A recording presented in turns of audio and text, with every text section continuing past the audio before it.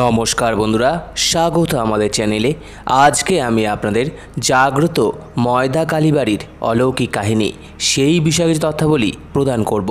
সম্পূর্ণ তথ্যটি সংগ্রহ করা আপনাদের কাছে অনুরোধ, ভিডিওটি আপনারা সম্পূর্ণ দেখুন। শিয়ালদা স্টেশন থেকে লক্ষ্মীকান্তপুর লোকালে বহরু স্টেশন, সেখান থেকে মাত্র 3 কিলোমিটার গেলেই ময়দা গ্রাম। আর এই গ্রামেই রয়েছে এক পাতালভেদী কালী মূর্তি। কথিত আছে ময়দানবের আরাধ্যা দেবী পাতালভেদী দক্ষিণাকালী ময়দানবেশ্বরী।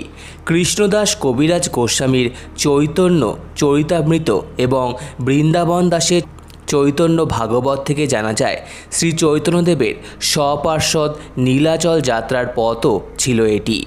আদিগঙ্গার প্রবাহপথ ধরে শ্রী চৈতন্য ময়দা গ্রামের উত্তরে বারুইপুরের কাছে আটিসারা গ্রামে আসেন। এখানে তিনি অনন্ত পণ্ডিতের বাড়িতে আশ্রয় নেন। ময়দার এই কালী মন্দির 1176 বঙ্গাব্দে কলকাতার সাবর্ণ রায়চৌধুরীরা নির্মাণ করান।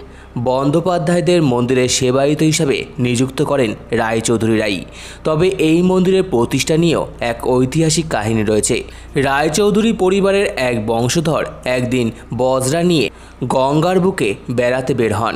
হঠাৎ তার চোখে পড়ে দূরে বকুল গাছের ডালে একটি ছোট্ট মেয়ে দোল খাচ্ছে। জমিদার বজরা থামিয়ে মেয়েটির খোঁজ করতে থাকলে মাঝিরা জানায় ও ডাইনি, ওকে ধরা যায় না। রায়চৌধুরীদের জমিদারকে রাতে ওই বালিকা স্বপ্নে জানায় যে সে পাতালভেদী দক্ষিণাকালী। বকুল গাছের গোড়ায় যে মাটির স্তূপ আছে তা খুঁড়লেই পাওয়া যাবে এক খণ্ড শিলা। স্বপ্নে সেখানেই মন্দির তৈরি করে দেওয়ার নির্দেশ দেন ওই বালিকা। সেই মতোই রায়চৌধুরীদের তত্ত্বাবধানে তৈরি হয় মন্দির। শুধু কালী পুজোতেই নয়, বিশেষ বিশেষ তিথিতে পুজো দেওয়ার জন্য ভক্তরা ভিড় করেন এই মন্দিরে। এখনও কালী পুজোর সময় সাবর্ণ রায়চৌধুরীদের নাম করে জোড়া পাঠা বলি দেওয়া হয়। এছাড়া মায়ের পুকুরে স্নান করে পুণ্যার্থীরা ময়দানবের পরমাধ্যা দেবী পাতালভেদী ময়দানবেশ্বরী দক্ষিণাকালীর পুজো দেন। কালী পুজোয় সারাদিন পুজো চলে, তবে বিশেষ পুজো শুরু হয় রাত 12টার পর। আর ভোর 3টে নাগাদ সাবর্ণ রায়চৌধুরী পরিবারের নামে জোড়া পাঠা বলি দেওয়া হয়।